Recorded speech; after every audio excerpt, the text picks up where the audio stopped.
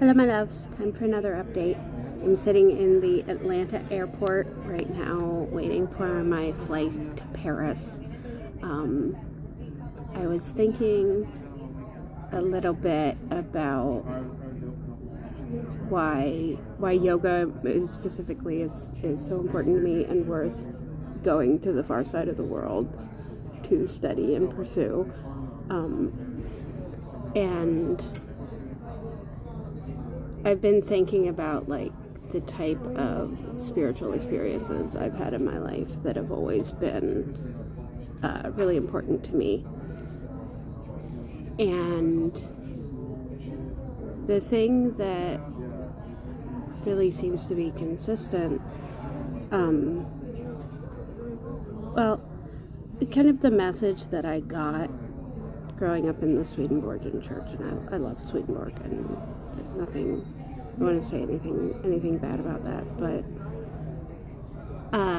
the message was always that, you know, if I were to have experiences that were similar to the experiences that I had read about all my life in the writings, then admitting them or talking about them or exploring them in any way would be some kind of an act of arrogance.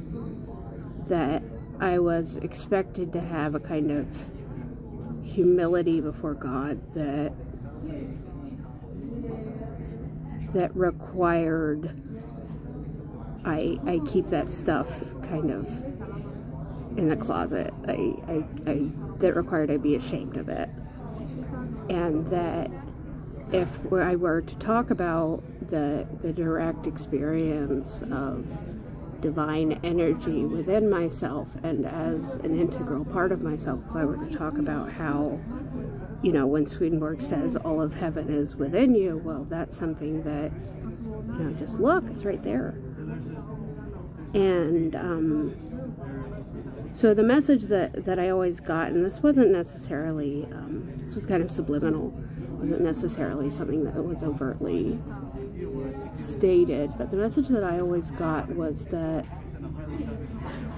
you know, well, Swedenborg was special, and Jesus was special, and there's this kind of progression of history where people who have that type of experience, people who know that when you go inward, you can have that direct awareness of influx. You know, well, that was possible in the most ancient church, but they were under a rock, and so you better not explore that stuff because you would get trapped in your own ego, and you know, so if you did have those experiences, you better not talk about them because it would only lead you to a state of more suffering.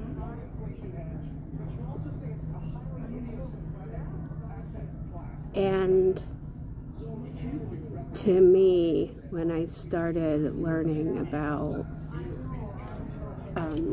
yoga, and particularly the type of yoga that uses the breath and the capacities of the body to manipulate internal energy as a means to connect us to the divine, it was so liberating for me, because suddenly this wasn't something that I had to be ashamed about. These were experiences that, you know, I wrote down in a journal, and then I stashed that journal away somewhere, and you know, heaven forbid heaven forbid someone open it up and like, hey, who does this girl think she is? But there are whole communities of people who know how to deal with this. And when you're doing something within a community, it's the arrogance problem goes away because you're all in it together. You know, it's not that one person's special, it's that everyone has these kind of capacities. And so when I started reading Swedenborg from that perspective, you know, not just the perspective of this is, you know, some revelation that dropped on us, but this was a record of an individual who used certain practices to achieve a certain state of mind where he became aware of the ubiquity of divine influx. And that set it free, because it means that it's not just an incident that happens once in history and then it's over. It's not like the spiritual progress of the world is a direct line with a beginning and an end. It's like, this is just how the universe works. And if you study, or if you are born into certain circumstances, or if you get very lucky, you can also experience the same thing. And it's not arrogance. It's as natural as the sunrise. And I guess I'll see you guys in Bangalore.